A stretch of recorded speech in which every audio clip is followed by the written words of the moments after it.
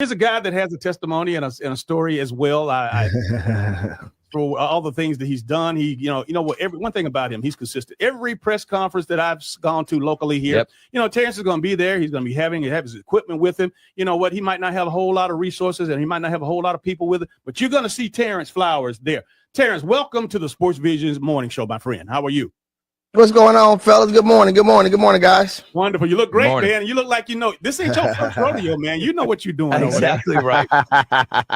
So, Terrence, look, go ahead.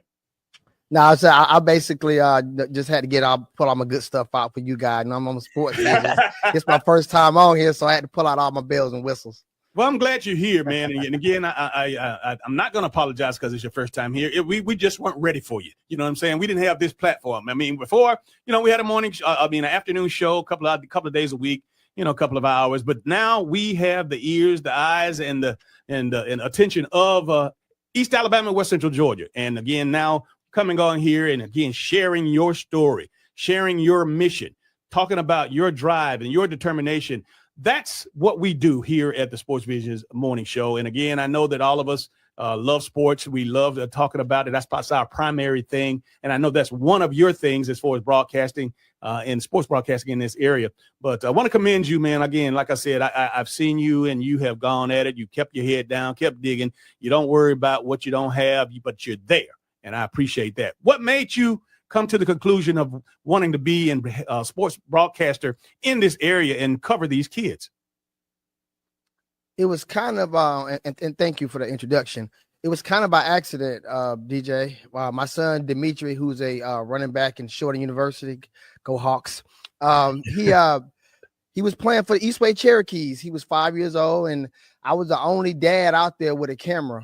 And when I used to film the games, I used to always narrate them, kind of like you would watch a football game at home. So not as technical as Richard might call a game. More, you know what I mean, DJ? From a hood point of view, minus a lot of the swearing, because I knew a lot of kids and their moms would be watching the game. So I would just kind of make up a word for, like, instead of saying an F-bomb, I might say "figgity flam," just something funny, make people laugh. And those were the origins of me broadcasting, putting the games up. I'm an old YouTuber. I've been on YouTube almost since 2009. So wow. Back then, putting the games on YouTube, and just kind of really just after putting them on YouTube, not even really, going back and just trying to see the engagement, the things that people check on now, I just put them up and let them roll.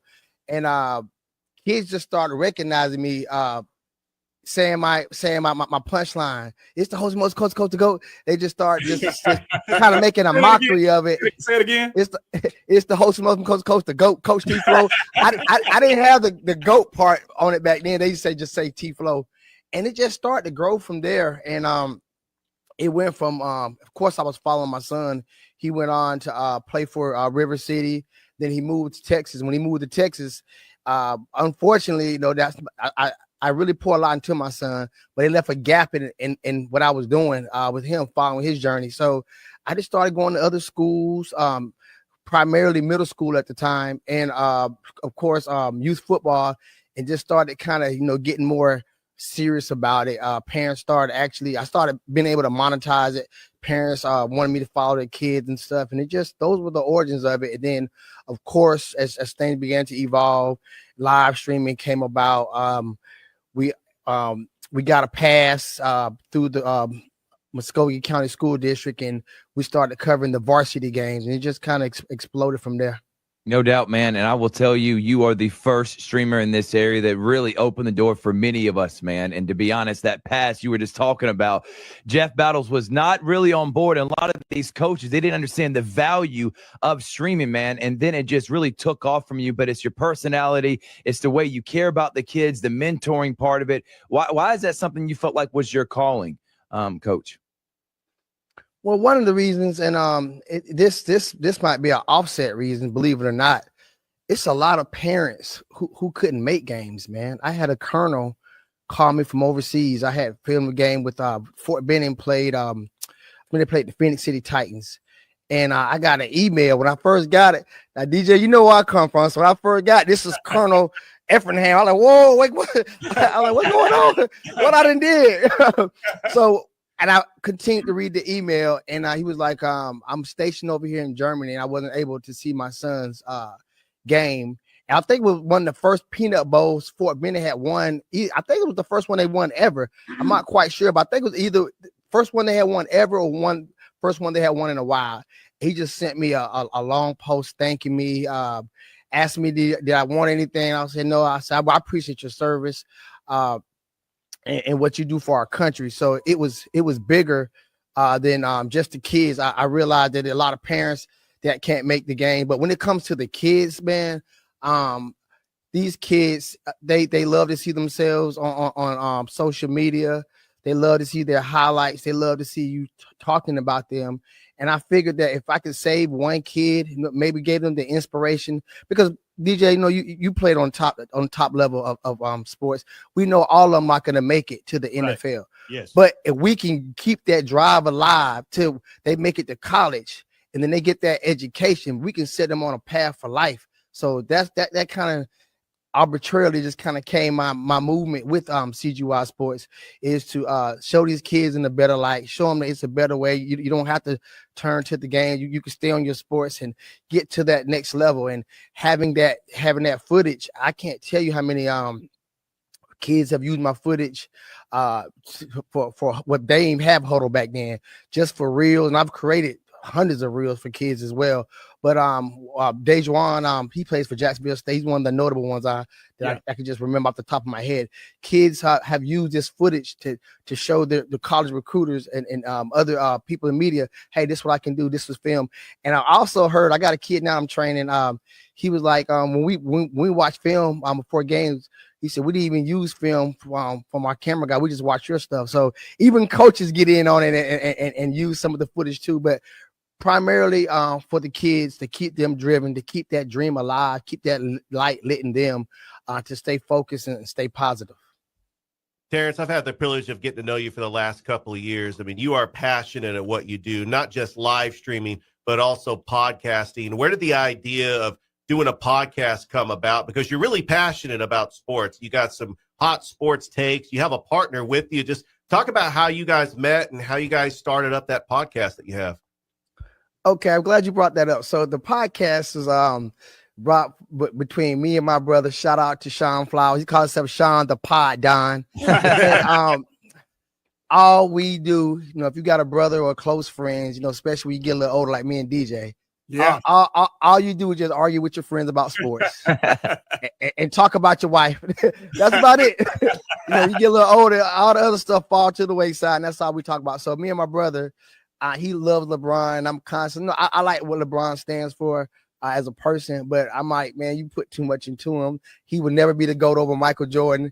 And it kind of started off me and him and I got another brother, Craig. He stays in Ohio, but between me and Sean, we would be on FaceTime just talking junk. And one time I just filmed it.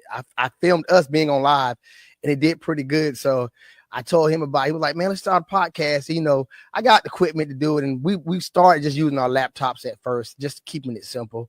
And it just started to grow, man. And our whole focus with the podcast is not to be too analytic. That's not what our podcast is about. We will touch on stats a little bit, but it's more from a fan's perspective. I can't wait till college football comes along, because that's the depth of what we do, college football. And then we cover basketball mostly when it gets in the play. We just break it down like bi-monthly during off season from football. Then football comes back up. We add it every week. Terrence Flowers from CGY Sports is our guest today on the Sports Visions Morning Show. Terrence, and I tell you, I am really enjoying this interview because I'm learning some things about you that I didn't know. That I'm sure that a lot of other people out there are leaning in as well. But let's go back to the beginning. Where did you start? Where did you grow up? Where did you go to school? And who are some of your influences to, of course, inspire you to do so many different wonderful things? Okay, well, I was born in Montgomery, Alabama. I'm the son of a military. My dad was in the military, so a military brat. Moved from my earliest memories were California, Texas, Louisiana, and then I came to Georgia when I was 12. So my first middle school here was Eddy Middle School, Go Generals. Then it was like the worst thing to me as a kid. Cause I went to Eddie my 7th grade year. Then we moved from we stay in Camellia Apartments. I know y'all probably have never heard of that. DJ know what I'm talking about. Yeah, exactly. We stay in the Camellia Apartments. I forgot that they changed the name up to something else, but we moved from there to the North Star Drive area, right down the street from Shirley B. Winston. So I went from Eddie to Rothschild, and at the time, Eddie and Rothschild were like the biggest rivals. So if you was going to school, games and stuff, people didn't really like each other. So now y'all done put me in the belly of the beast. I'm going to Rothschild my 8th grade year. And it was a little transition I had to make being in another neighborhood. But I went on from Rothschild to go to the almighty, the best of the West, Kendrick High School. There we go. Go Cherokee Nation. With the school there. And I had aspirations coming out of high school. And it's crazy how life works. I definitely have a lot of trials and tribulations through my life, but just to kind of like condense it real quick, coming out of high school, had admirations of being a physical therapist working for a professional NFL team. Primarily, I wanted to work for the Falcons. That's what I wanted to be come out of high school. Life. Yeah, rise up. And look, now I can't stand them. I'll go Saints. Go Saints. But they just let me down so many times. Now I'm just like, I ain't messing with them. And I gambled on it. I lost so much money. I said, I ain't never been with these folks again. But I wanted to be a physical therapist, and like I said, life started life, and through just just my journey in life, I got into fitness. I was morbidly obese. I had got over 300 pounds in my late 30s, and through the help of a friend who kind of motivated me to get myself together, I got within 15 pounds of my high school weight. My high school weight was 160, so I went from 325 like 175 in several years, and that's what got me back into fitness and being a personal trainer. And then I really grinded real hard in the streets, training in rec centers, training in parks, until I was able to save up and get my own gym, which we got here now, right next to the old Walmart on Buena Vista Road. So that was a blessing. So I'm not that childhood dream of being a physical therapist. It kind of it morphed into me being a physical trainer, which is different, but it's similar in statute. And being able to help kids. I got kids coming. It's about to be the summertime now, so a lot of the athletes' parents are hitting me up, and they be sideways trying to use me as a daycare center to watch their kids. But they know their kids in good hands. Right. We do mentorship with kids. I'm about to be on a committee with the Southern Poverty Law Center. I know DJ, you probably heard of that. I don't know if you guys have heard of that, but I think they're based out of Mississippi. But they come in different neighborhoods and they'll just try to help underprivileged children. So I'm gonna be on that committee working with them this summer. So great. Life and now have been great, but I'm thankful to be here, and I praise God every day for all the opportunities that He's given me. I know we've never really got to know each other, man, but I promise you I keep up with everything that you do, and you got a hand in almost everything, whether it be photography, podcasting, you own CGY, you got your own fitness center. For guys like me and for all the younger generation out there, why is it important to be multidimensional, to have multiple avenues of making money? And I feel like the grind, it is really inspiring, dude. So talk about that and kind of talk to our younger audience out there about what that means. I think with me, I know, like I mentioned earlier, the moniker started off as a joke, but that's what the GOAT coach to me kind of like manifests into, is being able to take so many different things and be able to not only monetize them, but have fun and learn and teach others about the different crafts. So the Southern Law of Poverty Center I just mentioned, I'm doing media for them. I'll be teaching kids how to operate a camera, how to use social media. It's not so much even dealing with fitness as for dealing with media, but I'm also, like I said, I have a program with kids during the summertime where I'll be trying to help overweight kids, lose some weight, teach them how to eat correctly, take care of their body. So it's just really my life testimony that I've learned, and being able to give back to my community, and also being able to take care of myself, take care of my family. But it's all linked. I would say it's all linked. When I do my commercials now for my gym, I film all my own stuff. And, media is high. If I'm sure if somebody contracts you guys to come out, pull out all y'all stuff, then they got to pay a price. So I realized that, being able to have this talent I could take care of myself, but I could also teach others. So that's where the drive comes from. I'm also a real estate photographer for Zillow on the side. So I do the 3Ds. A lot of the properties, if you go to American Avenue / Columbus, you can see a lot of the stuff that I shot. I've shot over almost 150 properties in the Columbus area, and a lot of them that they got the 3D Zillow. I do the 3D Zillow shots for them. So it's just learning. Camera. I picked up a camera. I'm gonna make it quick. Funny story. So I used to have a recording studio. I had a artist. Our first video was $5,000. We used this local guy. He was doing all the commercials for WTVM at the time, and we liked what we saw, but he was doing commercials. He wasn't a music video director, so the video sucked. It was clean, it was clear, but it just sucked.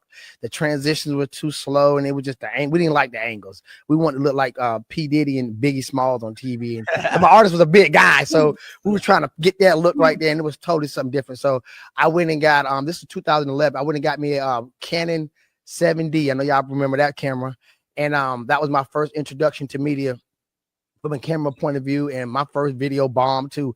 But what was better about my video is I got the angles right. I just didn't know nothing about aperture, f-stop, none of that kind of stuff right there. So some of it was too dark, some of it was too bright, but I got the timing down right. And I kept shooting videos, kept taking pictures.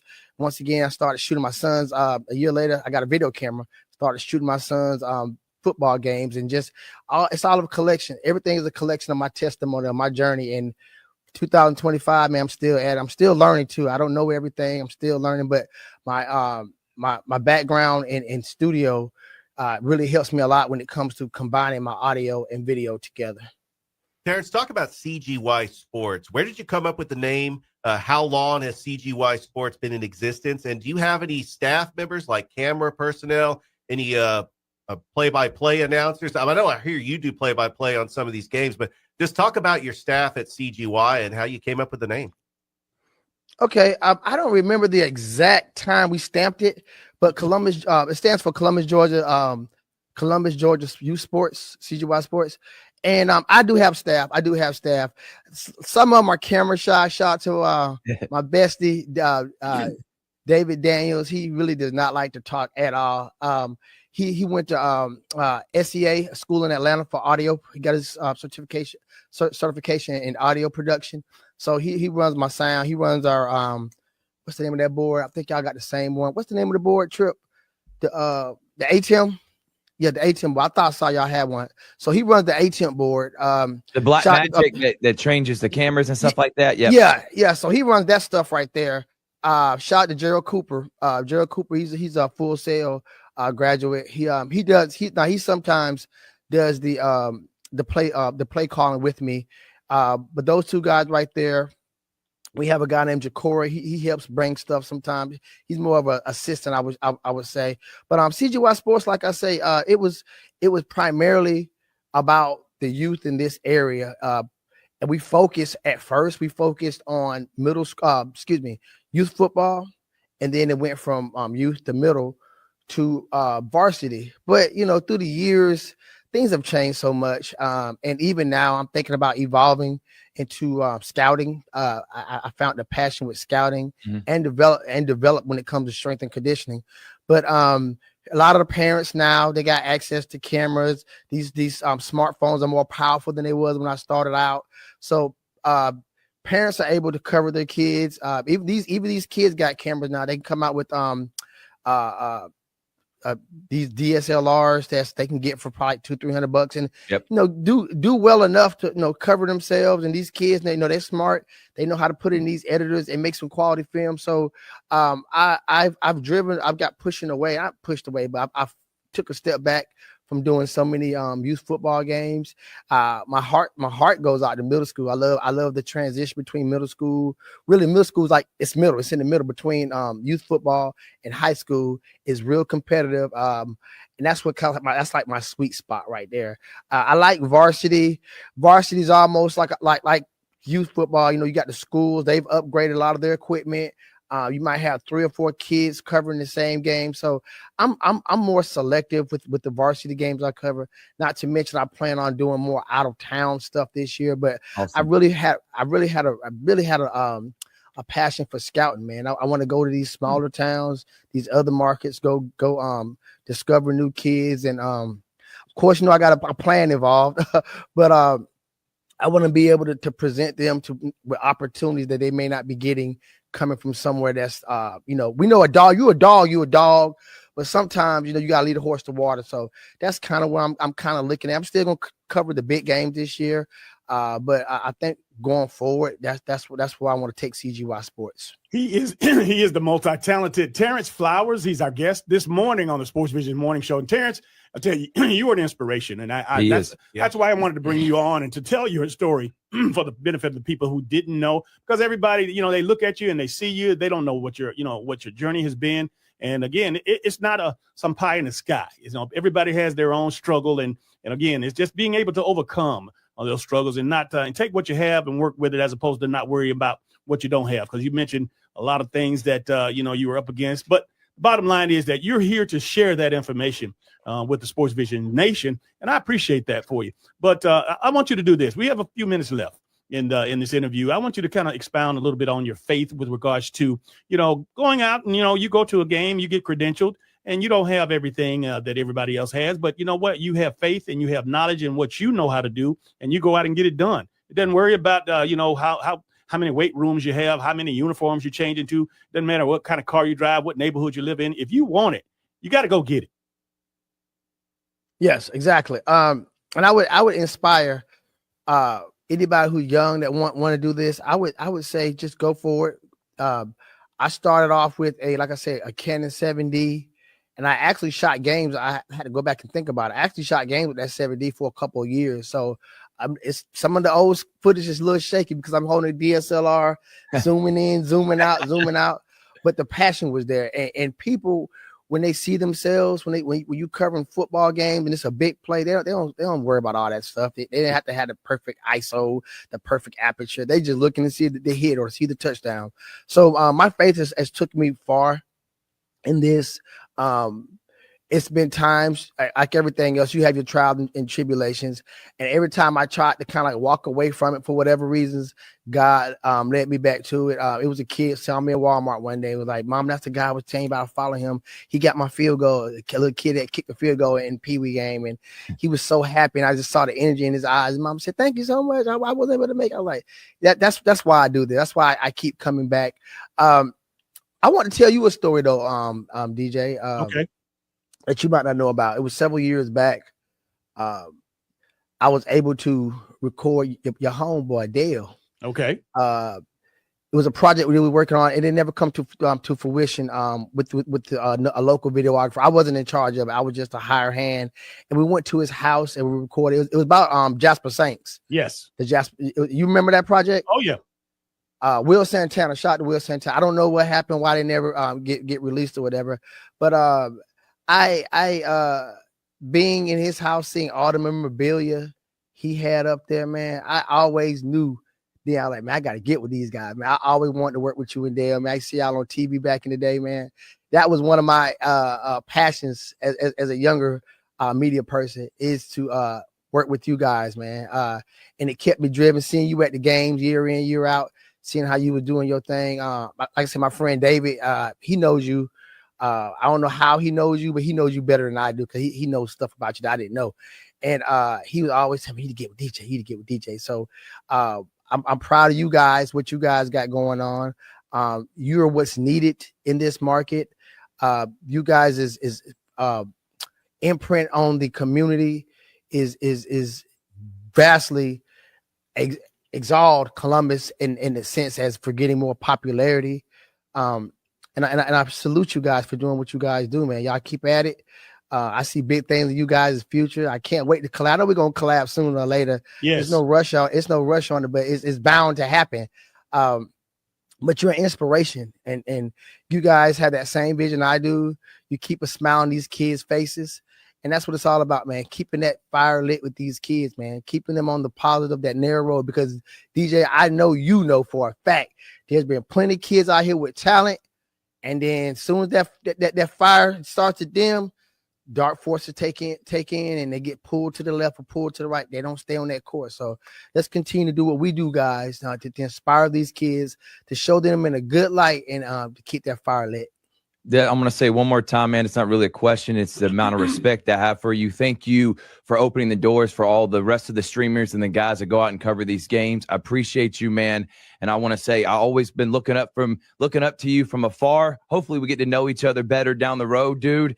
And you're one of the biggest celebrities in this area. I wish I had the following that you did. People love you. You're funny. You're engaging. And keep doing what you're doing, man. And we appreciate what you do for this community, especially for guys, young guys like me and Richard that are just now getting on the scene. You've been doing a lot longer than us, so you're going to get your flowers, no pun intended. Last thing, Coach T-Flow, I know that this interview is going to be very inspirational for some people. It's going to be very educational and informative. So please, by all means, all platforms, when you gather this interview and you clip it, and however you're going to clip it, make sure you share it to as many people that because I promise you that you said something today that not everybody knows. And again, the bits and pieces, and even about us. The fact of the matter is that giving you the platform to share that information, that shows that we have a great deal of respect for you.